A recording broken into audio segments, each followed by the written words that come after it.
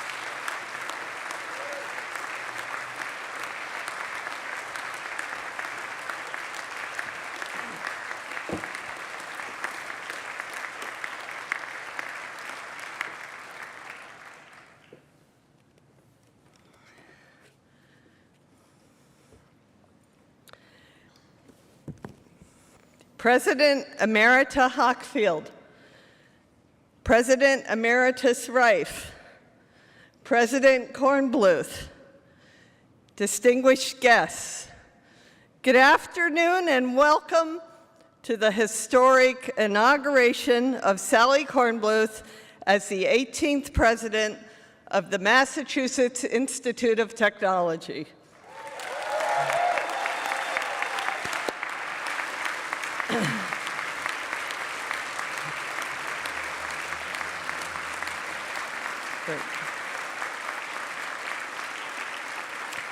Okay, we're honored to have esteemed elected officials, distinguished representatives of the City of Cambridge, and respected members of the neighboring communities joining us for this auspicious occasion.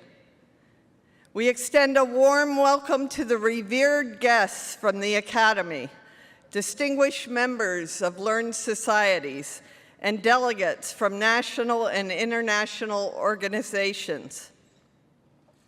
We also gratefully acknowledge the presence of MIT's trustees, faculty, staff, students, alumni, and our valued friends, both here in Killian Court and joining us via live stream from all corners of the world. The 162-year-old Massachusetts Institute of Technology is one of the most important organizations in the world. MIT educates, trains, and sends into the world some 4,000 plus undergrads, grads, and postdocs every year. And MIT's research has a continual and global impact.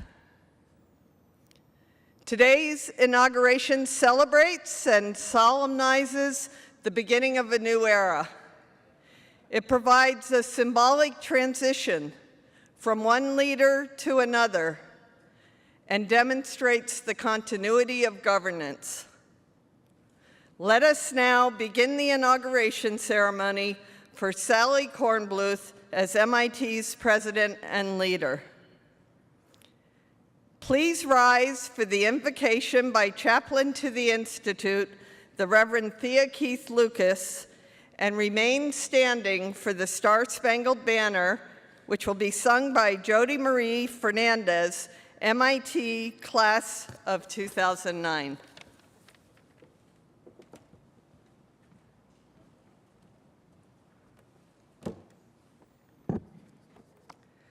Good afternoon. It is my honor to invoke the spirit of this great occasion, to welcome our new president, and to celebrate the curiosity that brightens our community. I wanted to tell you that curiosity is a powerful and constant force, not at all like a firefly, coming and going, flitting in and out of our view with little pulses of light. And then I wondered, how does a firefly turn its beam on and off so quickly? So I learned that the firefly produces a quick pulse of nitric oxide, which binds to the mitochondria in the light organ, releasing oxygen to start the bioluminescent reaction. The enzyme involved is called luciferase, from the Latin for bearer of light. Isn't that interesting? Down south, the woods are thick with lightning bugs. You have to look harder for them here in the lands of the Massachusetts and the Wampanoag, but those who search will still find their twinkling light. And do you know why they blink like that? The young ones are flashing a warning that they taste awful. The brightness is a bit of bravery, a way of announcing, I am here and I will find my own way in this world. I will not be a snack for some lizard or bat. Just like you glow with your own sense of purpose, and refuse to be swallowed by the old, unquestioned stories. And the grown ones prove their strength to their mates by the intensity and rate of their light, much as we are drawn toward people who ask bold questions, who don't assume they know anything about us, who are discovering us at this moment. There is a Hebrew blessing. For the first time, we lay eyes on a great wonder. Baruch atah Hashem Eloheinu melech haolam oseh maaseh bereshit. You stand before me today, and I want to bless the sight of you. Each and every one. What an amazing surprise you are. Do you mind if I ask you all, did they have fireflies where you grew up? Did you stand outside on a warm summer evening and watch the woods turn magical with tiny flashes, yellow edging into green? What questions burst so brightly into your mind that you wanted to upend your life and follow them here? Could we light up the world together?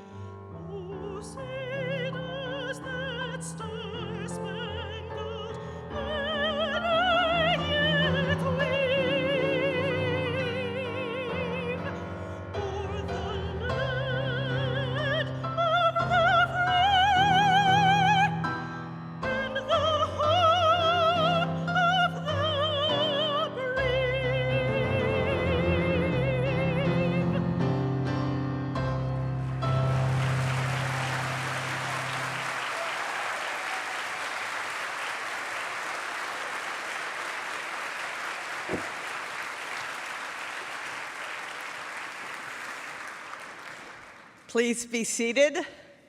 And thank you, Ms. Fernandez and Reverend Keith Lucas, for offering an inspiring opening to this momentous ceremony. It is now my honor to introduce President Kornbluth's very good friend and distinguished president of the University of Maryland, Baltimore County, Dr. Valerie Shears Ashby. President Ashby will offer greetings on behalf of the academic community.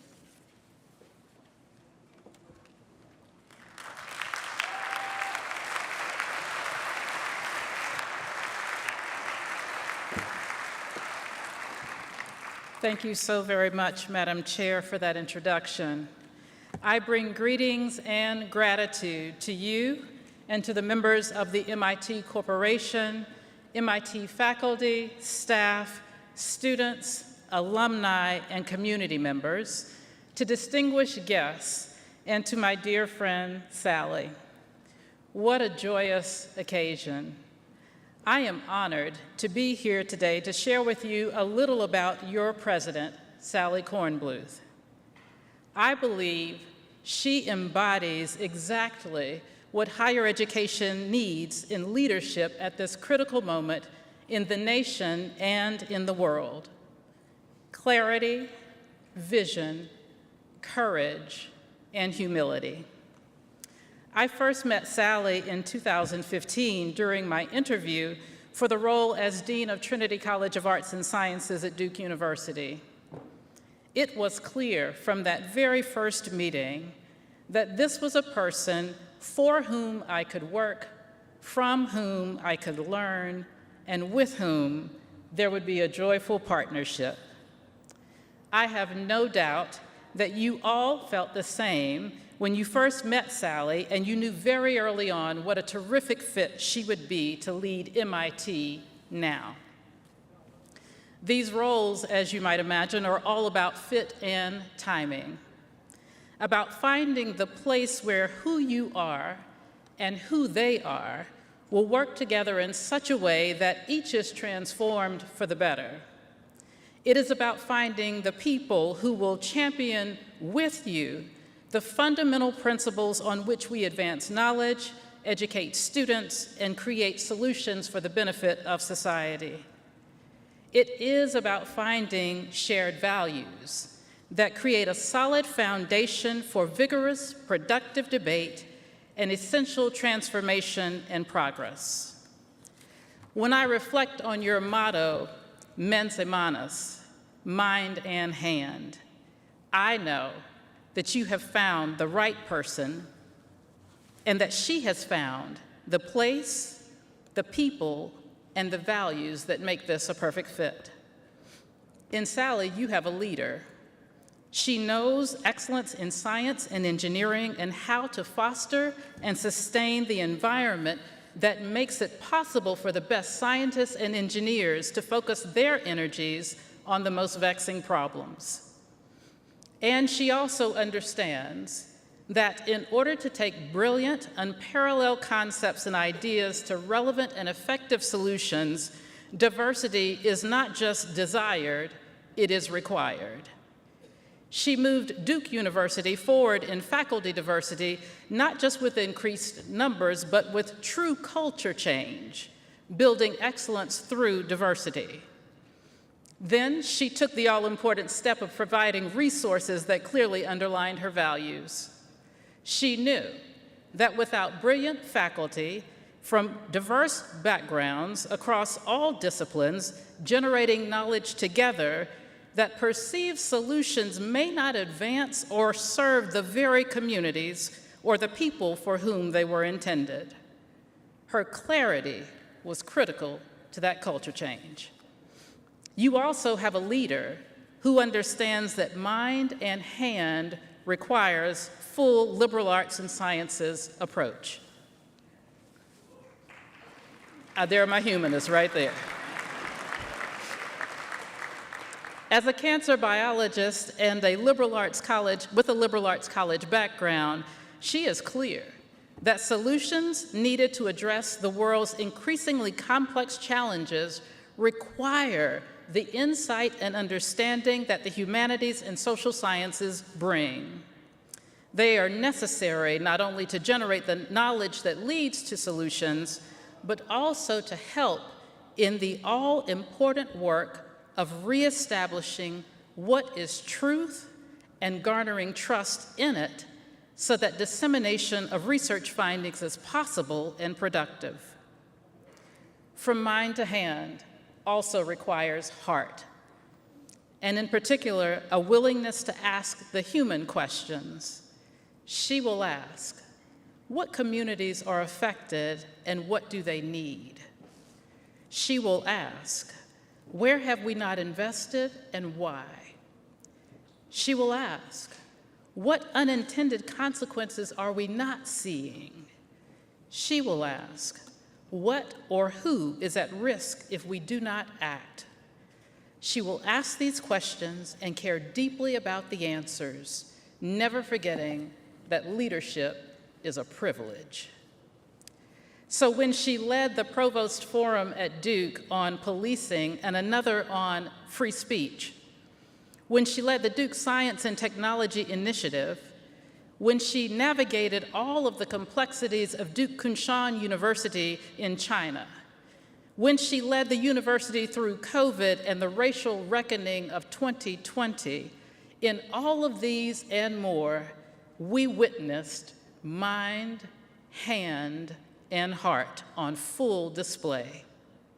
A brilliant scientist, scholar, and teacher, an inspiring transdisciplinary vision coupled with bold action, and a heart for people and the human condition.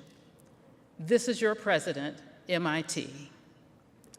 Finally, in Sally, you have a person of courage. In this era of leadership as performance, she understands that principles without courage are simply platitudes. It has been written that courage is the value that is required to live all of your other values consistently. Her courage begins with her genuine humility and willingness to listen and learn, and it continues with her genuine humility and willingness to make tough decisions and to create clear pathways for the success of others. This is who she is every day. And it is how she built trust and inspired us to believe and join in her vision. And so I celebrate MIT's profound wisdom in choosing Sally Kornbluth as its next president. And Sally, I thank you for the lessons that I learned from you in leadership that I think of often and I carry with me in my work today at UMBC. Mind, hand, and heart. I'll say it again. Mind, hand, and heart. You nailed it. Congratulations, MIT. Congratulations to higher education. And congratulations to you, Sally.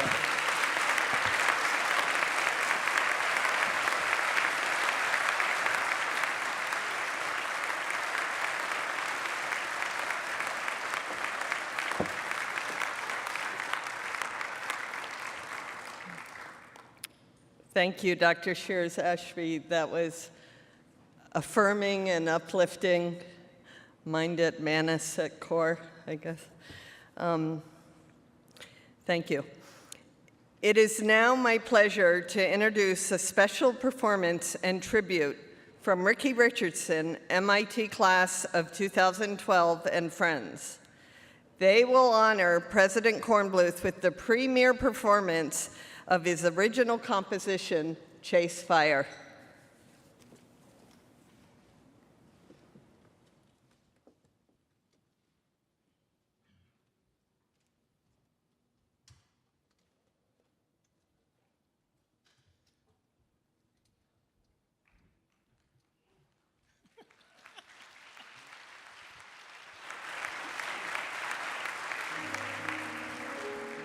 Good afternoon, everybody.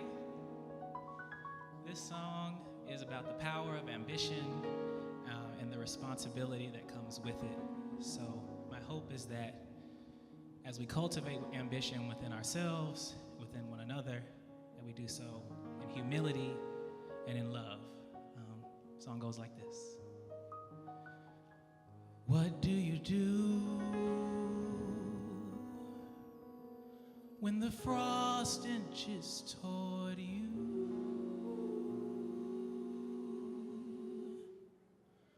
Nipping at your heels, freezing you in place.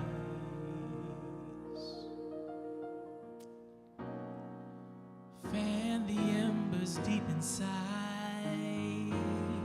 Ooh, just fire. How do you grow when the shadows loom and linger, covering the earth, stealing from the light?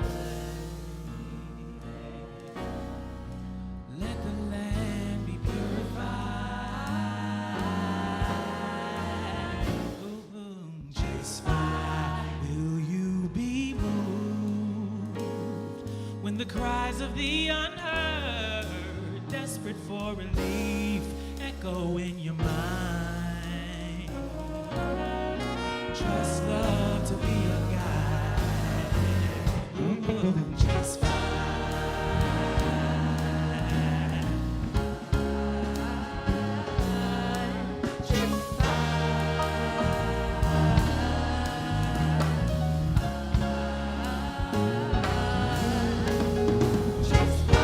What makes you come alive?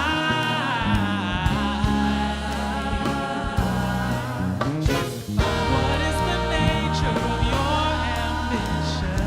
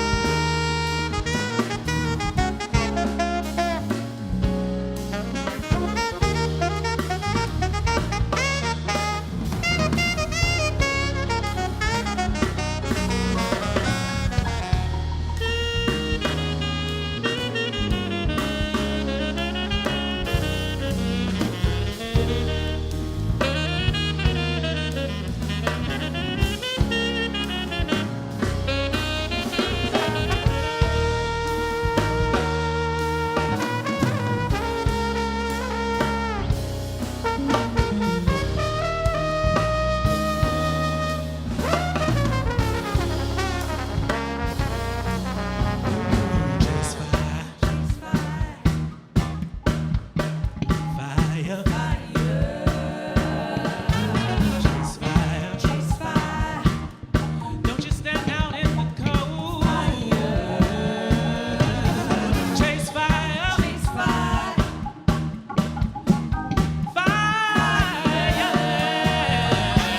Chase fire, level, makes you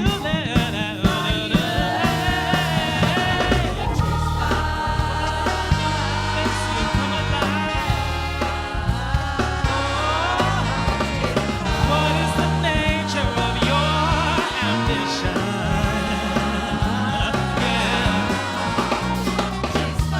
Let us lay down our pride.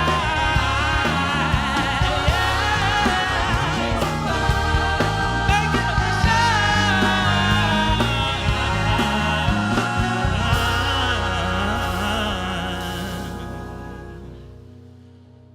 so when the night comes pressing in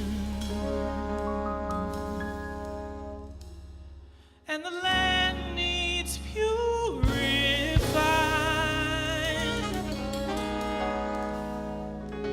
and when you can't shake winter's chill,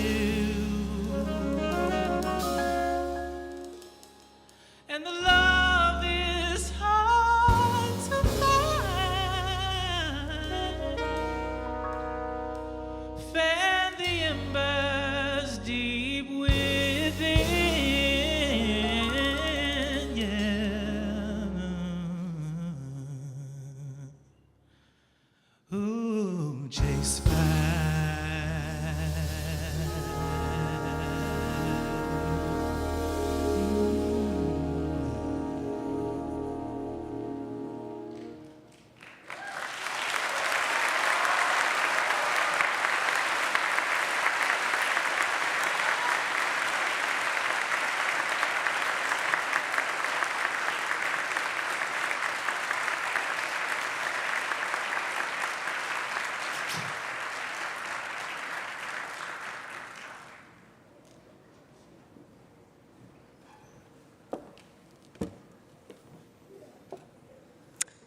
Thank you, Ricky Richardson and your friends.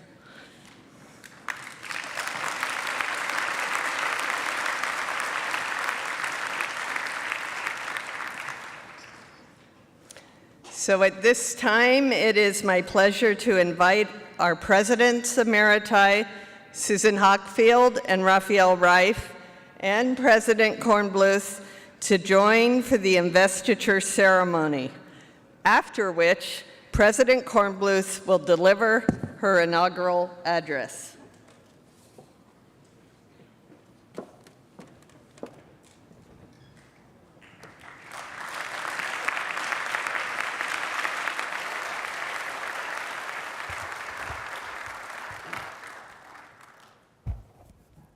May the great global family of MIT have the vision and ingenuity to seize fresh opportunities and the courage and compassion to help humanity solve the hardest problems.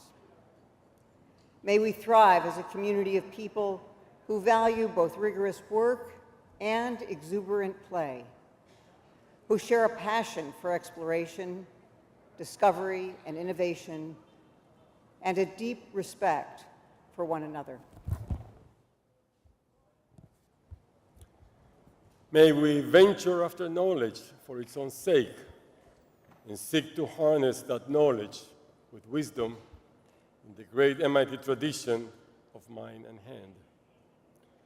May we never forget that each of us has something to teach and much to learn.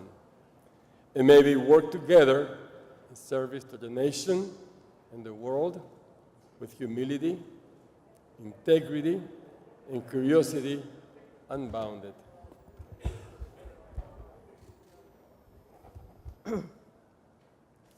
Sally Kornbluth, by the authority of the corporation and witnessed by this distinguished assembly, I present into your keeping the Charter of the Massachusetts Institute of Technology and invest you with the authority, privileges, and responsibility of the office of president. May you serve the Institute and dignify its office of the president with all the skill, wisdom, and dedication which our confidence accords to you, and may you be steadfast and vigorous in serving the greatest good of MIT. Chair Green.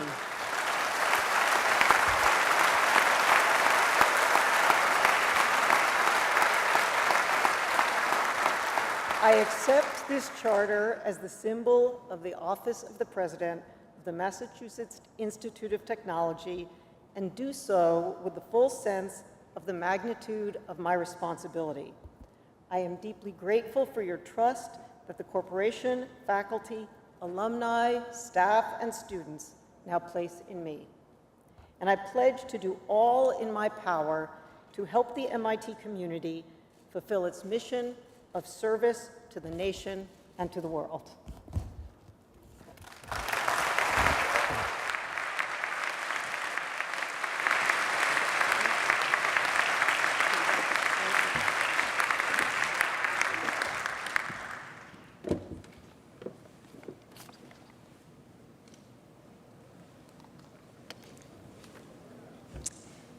Thank you, Madam Chair, President Hockfield, President Reif, for everything you've done to foster the strength, spirit, and potential of MIT.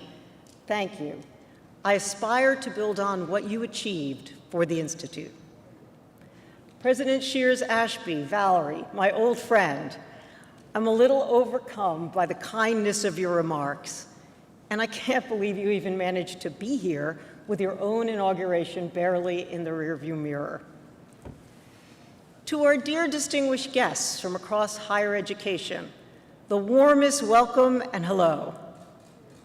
And to all those who may be watching remotely, near and far, from our neighbors in Cambridge and Boston, to the great global family of MIT, including our alumni, 145,000 strong. To our entire campus community, this small city of intrepid problem solvers. And my family and friends, and all of you gathered here in Killian Court under the world's largest umbrella, which thankfully we did not need. I'm so grateful that you chose to be part of this solemn, ancient ceremony. And this afternoon, I hope to inspire you to join us in something important and new. So, I hope that I've piqued your curiosity. Now, please hold on to that sensation, that wanting to know, while I offer a few observations. I'll venture my opinion on what university leaders are good for. I'll talk about why I came to MIT and what I found. I'll sketch out how we can fulfill our potential, our opportunities, and our obligations. And I'll ask you to join me in meeting this moment together. So, to my fellow university leaders, I'm starting with a question that may feel a little bit close to home. But don't worry, I've got you. What are university leaders good for? So I got my first inkling about 30 years ago. Before I was a vice dean or a provost or a president, I was a cancer biologist, a hands-on, pipette and centrifuge, buckets and buckets of frog eggs biologist. My lab had maybe 12 people, and we did the most fundamental curiosity-driven research you can imagine, tinkering and tinkering with biological systems to understand the deep cell biology and biochemistry that go wrong when cells turn cancerous. It was fascinating, and I loved it. There's nothing like the pleasure of being part of a team when an experiment shows you something new, something no one else has ever seen before. And on the days when you're in that flow, you never want to leave the lab. But there were also other kinds of days. On those days, I was frustrated because I needed things I could not get on my own. I needed the institution to transform the way it recruited young researchers so we could get the best graduate students. And I needed it to invest in sophisticated core facilities so I could sequence all of those proteins we'd purified. In other words, selfishly, to do the science I loved, I needed the collective to work. So I took my first job in academic administration, and over a number of years, with the help of lots and lots of people, I helped make those changes happen. For my lab, the new talent and core facilities were terrific, and it turned out they were also terrific for many other labs in the med school and across the whole campus. And that was when I began to understand what university leaders are good for. I started to see that leadership makes a difference, that I could lead the way to changes that accelerated progress way beyond the narrow band of my own research. So I took on new leadership roles, and each time, by listening to voices from across the community, I found new ways that I could help the whole. Things like improving the quality of life for all of our students, developing staff leaders at every level, building a more diverse faculty, and more. So, 30 years on, what are university leaders good for? Picture a place like MIT. In effect, every day we send out thousands of expeditions to explore the mountain range of new knowledge and innovation, curiosity unbounded. For the faculty, researchers, and students involved, it's exhilarating and exhausting, fascinating and frustrating, unpredictable and very, very hard. You rarely know for sure if you're on the right path or you're heading for yet another dead end. The people who succeed are guilty of an outrageous persistence against all of the odds. So in that high-risk, high-reward picture, what are university leaders good for? 3 things that add up to something very big. First, we can help provision the trip, the right resources, and the right talent. Second, we can clear away the bureaucratic boulders that block the trail. And finally, we can scout out the best routes for scaling the toughest peaks and build and inspire the right teams to get there. This capacity to link vision and action, that may be the greatest accelerant of all. Now, if we do these 3 things right, we create an environment in which every individual has the freedom and support to flourish and grow, and in which we all have a sense of community, connection, and shared purpose.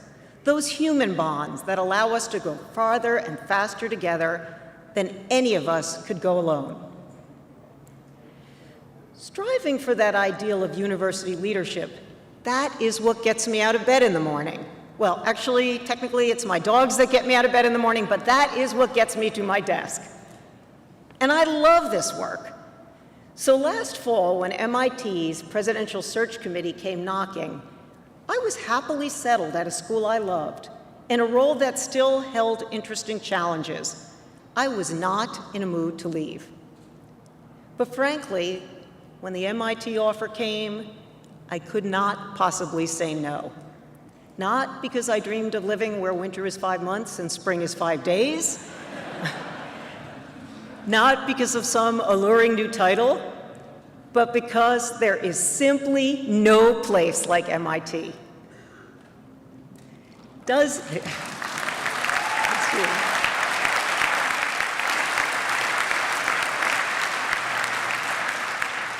Dozens of great research universities are represented here today. Yet even in this distinguished company, MIT has a distinctive recipe for impact. This community's signature ability to foster the very best in fundamental research and harness it to confront society's hardest problems. As humanity struggles with so many interlocking global crises, it has never needed the people of MIT more than it does now. For those of us who are called to the challenge of leadership, the world always offers lots of opportunities, but very few could be more compelling than the chance in this moment to lead MIT. Since I arrived in January, I've spent nearly all of my time on a listening tour.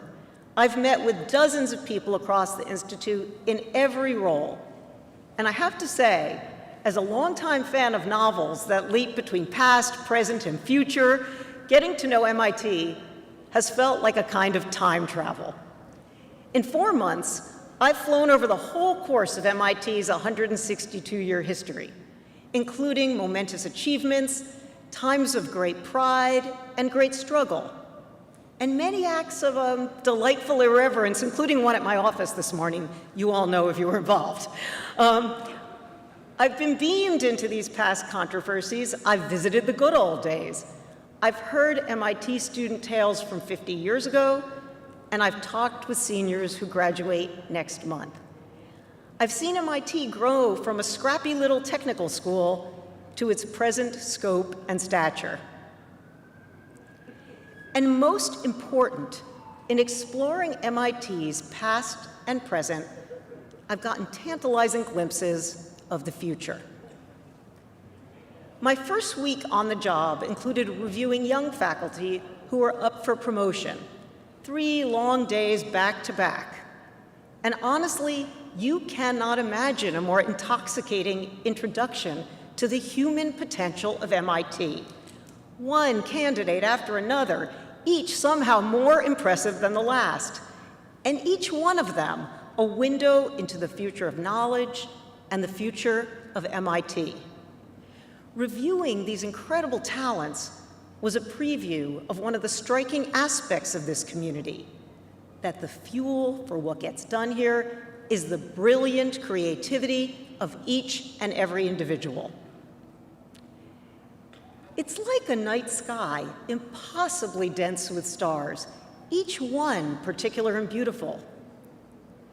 And in the darkness, when we look up, we naturally look for patterns and connections. That is the pleasure of picking out a constellation. It doesn't dim the stars within it, but it holds our attention because it creates a larger meaning. In my listening tour conversations, that image has come to me again and again, because everywhere, in every setting, I've heard an intense desire to see the people of MIT come together in meaningful ways to meet all of the great challenges of our time. And above all, and most urgently, to marshal a bold, tenacious response to the runaway crisis of climate change.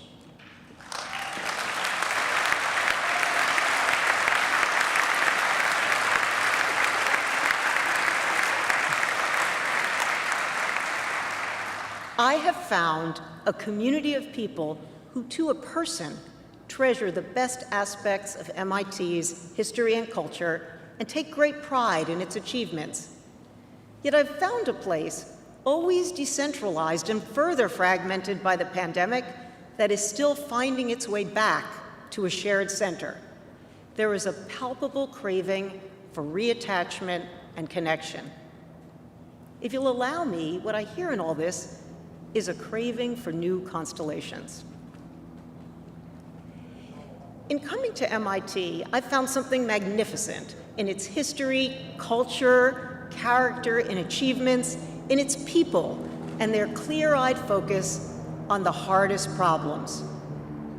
In short, like many of you before me in coming here, in a wonderful new way, I have found my people, and I have truly found paradise.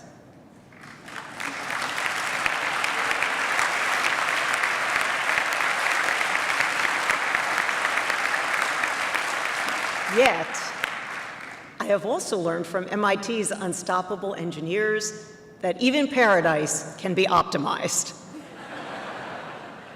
So let me talk a little bit about what that might look like. So, since I'm still trying to unlock minor local mysteries, like how MIT numbers its buildings and its courses, for me to bring forth today some detailed strategic vision would be arrogant in the extreme. Instead, I want to take you on a little trip through time, to the future, a decade or so from now.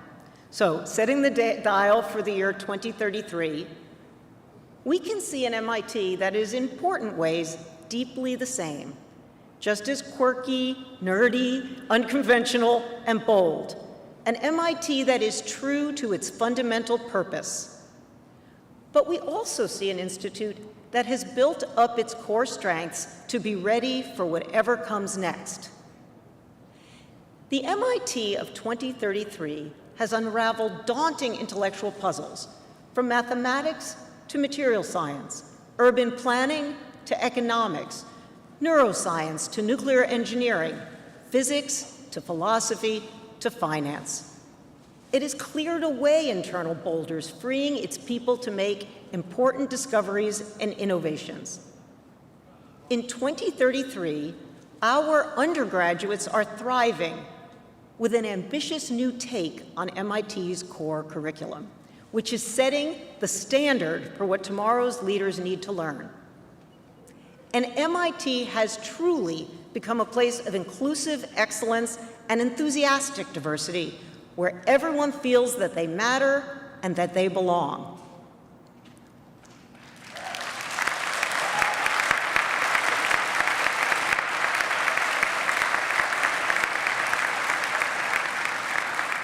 I'm also proud to tell you that the MIT of 2033 has helped humanity come to grips with the tectonic forces of artificial intelligence, containing its risks and harnessing its power for good.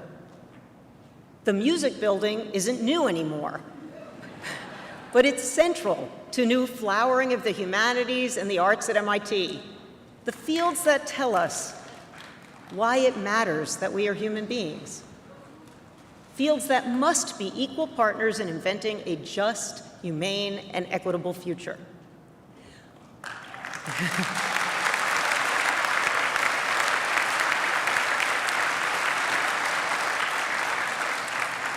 By forging new synaptic links between engineering and life science, including synthetic biology, the MIT of 2033 has helped invent the future of making, the future of healing, the future of biomedicine itself.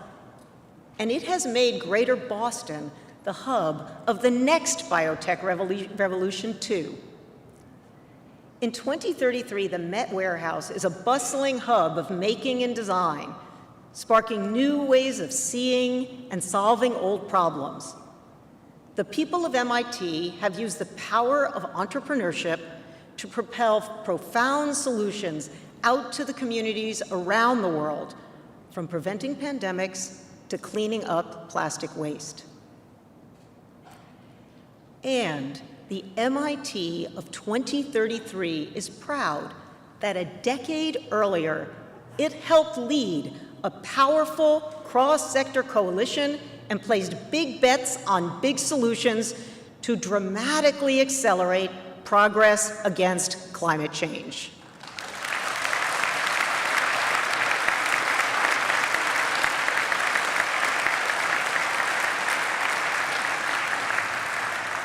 I hope that you all can see yourself in that future, because it will call on all of us together to explore and commit to new ways of concentrating our strength and quickening the pace of progress. To be clear, we want every one of our 1,000 bold expeditions to succeed, and there are many deeply significant areas where we can do more together, from the bioeconomy to AI. In fields like these, the world is crying out for courageous thought leadership and practical solutions. For a mind-in-hand place like MIT, answering that call is an opportunity and, frankly, an obligation. But as so many of you have told me, one subject above all demands our shared attention. Today, at least 20% of MIT faculty work on questions related to climate change, the greatest scientific and societal challenge of this or any age.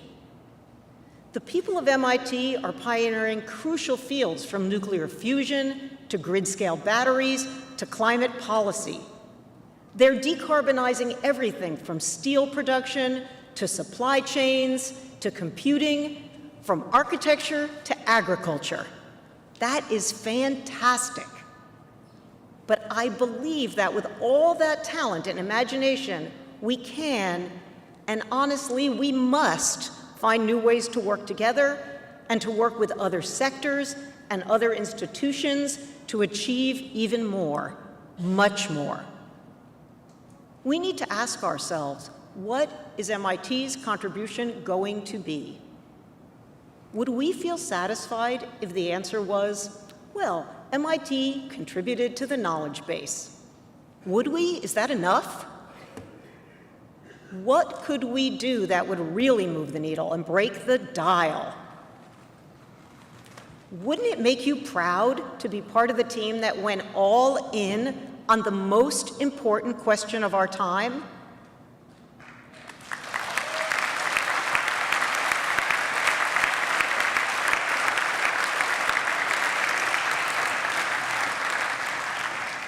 The people of MIT have done this before, and now, in this moment, we can do it too.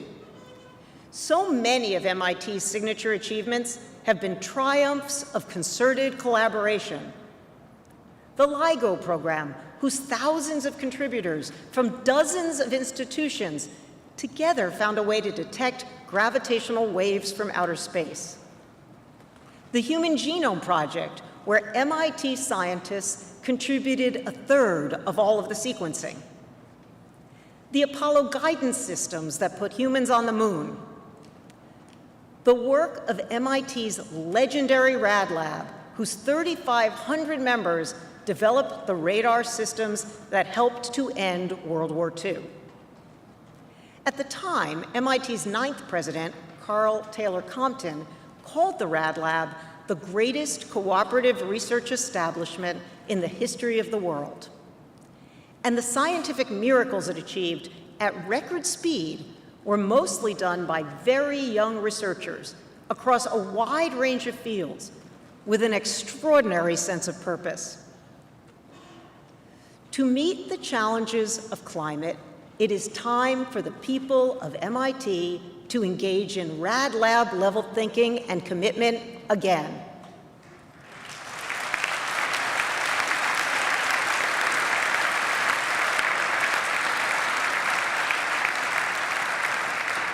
I want you and I need you to help me imagine what that should look like and how it can succeed. The kind of grand creative enterprise in which the energy you release together is greater than you each put in. A nuclear fusion of problem solving and possibility.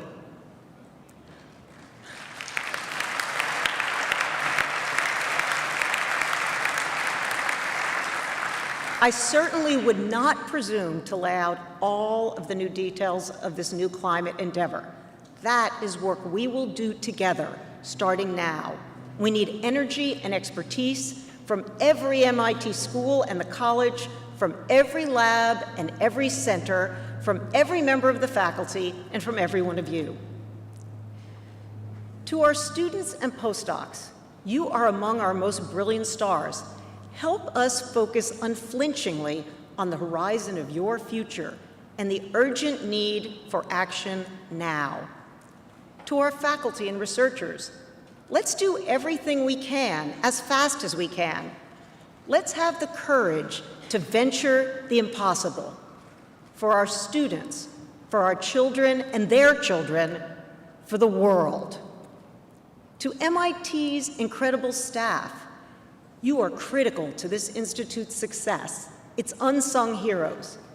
As we take on this great shared challenge, we will need every ounce of your expertise, institutional knowledge, and principled leadership.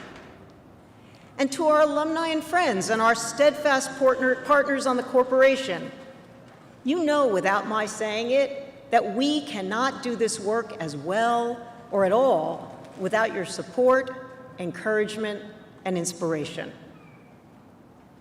To our neighbors in Cambridge and Boston, and to leaders across the Commonwealth, let's find ways to support each other in this work so we can move as fast as the moment demands. And to my fellow university leaders, this problem will require that we all enlist our galaxies of stars. Let's do this together and remind the world that so many of the thorniest problems are solved at universities.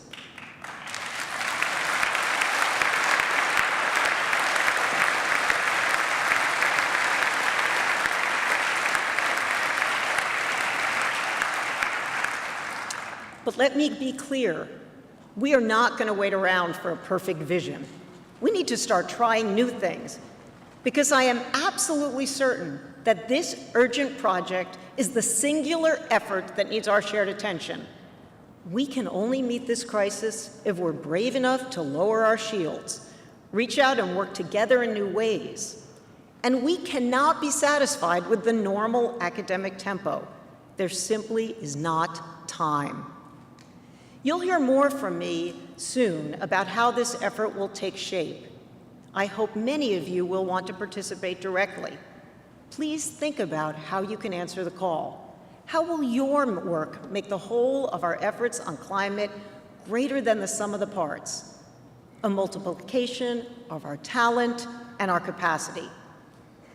And whatever your role at MIT, I want you to feel part of this. Every member of this community is an essential part of the ecosystem that makes breakthroughs possible. I want us all to take pride in how this community comes together to meet the existential challenges of humankind. I know I will take great pride in joining you.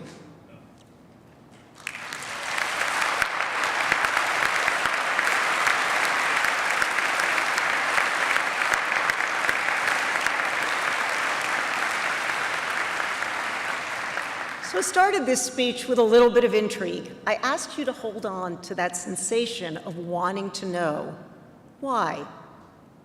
Because it only takes a few hours on this campus to learn that what propels MIT is an irresistible force, the sheer motive power of curiosity. On every subject, at every scale, across disciplines, and without limits. Curiosity unbounded. It is the passion to understand how things work and why, and how they can work better. In this perilous moment, I believe that curiosity can give us the hope and the courage to do what needs to be done. Importantly, curiosity is also the one and only path to understanding one another, to empathy and appreciation and mutual respect. In effect, curiosity is the indispensable first step in both collaboration and community. Today, the problems before us, the problems of human society and its only planet so far, require that we harness our curiosity in exceptionally productive ways. The people of MIT have always wanted to know how things work and how we can be part of big solutions.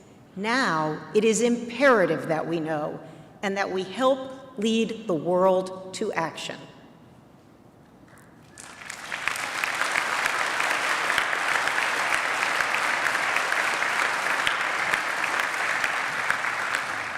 In some fleeting way, the world may attend to what I say here today, but I know the world will be watching what we do next.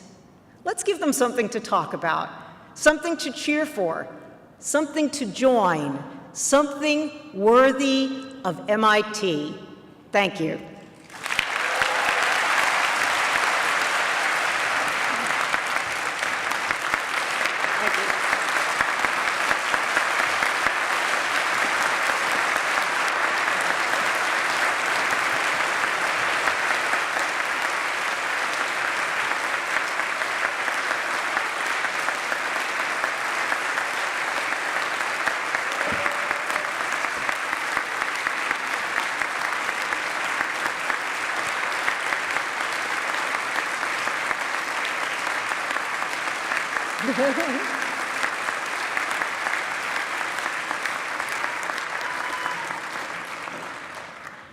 I'll just say, Sally, we're so glad you found your people. Yeah.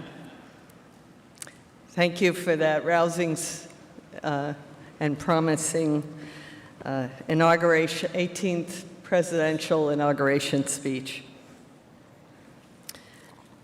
And now we will move towards the closing of this ceremony.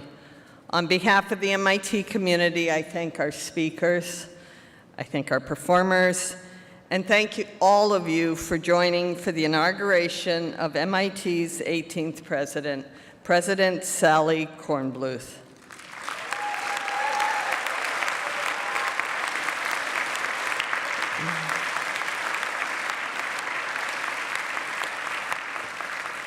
So now for a little joy, please, more joy, additional joy.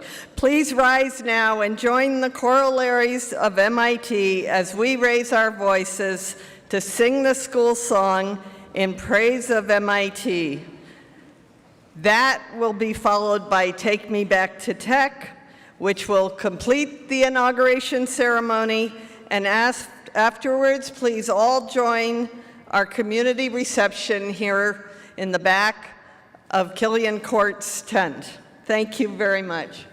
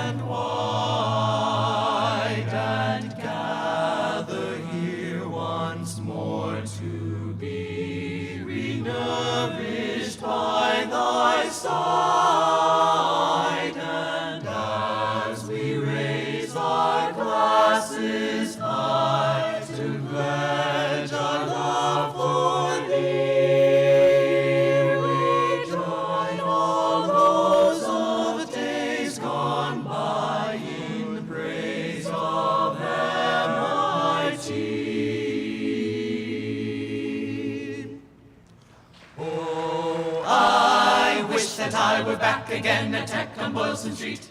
Dressed in my dinky uniform, so dapper and so neat. I'm crazy after calculus, I never had enough. 'Twas hard to be dragged away so young, 'twas horribly awfully tough. Hoorah for technology, ology, oh, glorious old technology, ology, oh. Back in the days I was free from carrying the ology recipe shop, with nothing to do but analyze our new anometrical top. The differentiation of the trigonometric powers, the constant flight that made me sigh in those happy days of ours. Hoorah for technology, ology, oh, glorious old technology, ology, oh. Take me back, oh, take me back, oh, take me back, oh, take me back. I take the inspiration of the technological, take me back, oh, take me back, oh, take me back, oh, take me back, oh, take me back, oh, take me back to tech. La la la la la la la la la la la la la la la la la.